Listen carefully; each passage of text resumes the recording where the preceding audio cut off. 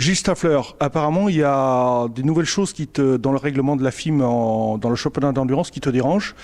Donc dans un premier temps, c'est les plaques éclairantes la nuit. Est-ce que tu peux nous expliquer exactement de quoi il s'agit ? Oui, effectivement, l'année dernière, ces plaques numéro éclairantes étaient conseillées par la FIM, mais pas obligatoires. Là, cette année, elles sont obligatoires. Alors moi, ce qui me gêne un petit peu là-dedans, c'est qu'on n'a aucun recul par rapport à ce genre de produit. Il y a 3 ou 4 marques qui sont proposées. On ne sait pas du tout ce que ça va donner, et ce qui me gêne le plus, c'est qu'en fait, ces plaques éclairantes sont considérées au niveau du règlement technique comme un phare. C'est-à-dire qu'en fait, quand on a une ampoule qui claque en course, on est obligé de repasser par les stands pour pouvoir changer ce phare. Donc ça, je le conçois tout à fait. Par contre, qu'on soit obligé de faire la même chose avec les plaques éclairantes, là par contre, je suis pas d'accord.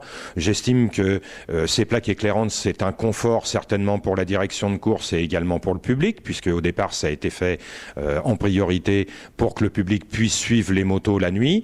Mais j'estime que c'est pas un organe de sécurité. Donc pourquoi repasser par les stands et tronquer la course pour des produits où on n'a aucun recul de fiabilité dessus? D'autant que tu m'as dit tout à l'heure que ces plaques, selon le fabricant, ne sont pas garanties étanches. Oui, en plus, ça a été écrit dans la notice technique, ces plaques ne sont pas étanches, c'est-à-dire que c'est à nous de les rendre étanches.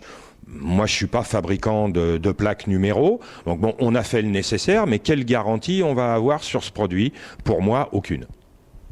Ok, il n'y a pas que cette chose-là qui te dérange dans le nouveau règlement FIM.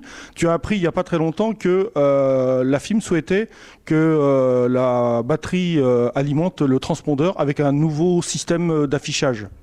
Oui, effectivement, mercredi dernier, stupeur pour moi, je reçois un mail de la FIM avec une notice technique de la part de Taguer, nous précisant qu'au contrôle technique, on allait nous remettre des transpondeurs qui doivent être alimentés 12 volts par la batterie. Donc ça veut dire refaire les faisceaux lumière que l'on a déjà refait à cause des plaques éclairantes.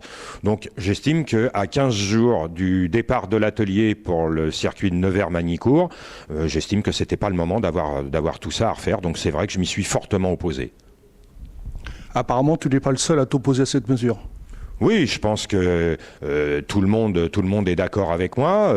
Tout refaire à 15 jours du départ, non, pour nous, c'est pas concevable. En plus, il y a un afficheur digital à mettre à un endroit précis sur la moto pour que le pilote, quand il monte sur la moto, il puisse sélectionner sa couleur de brassard pour remplacer en fait le travail que faisait le commissaire de stand qui lui notait la couleur du brassard au moment du changement de pilote pour le relais. Voilà.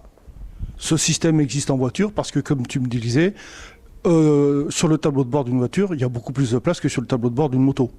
Oui, absolument. Nous, aller positionner cette pièce sur une moto, ça pose beaucoup de problèmes parce qu'en fait, on n'a pas de place. Donc, au pire, il faudra avoir un commodo spécifique sur le guidon, mais donc une pièce faite spécialement pour la moto pour pouvoir utiliser ce système. Ok. Bah écoute, Gilles, je pense que les lecteurs de Cybermotard ont bien compris ta grogne et on te souhaite beaucoup de réussite au prochain bol d'or. Merci bien.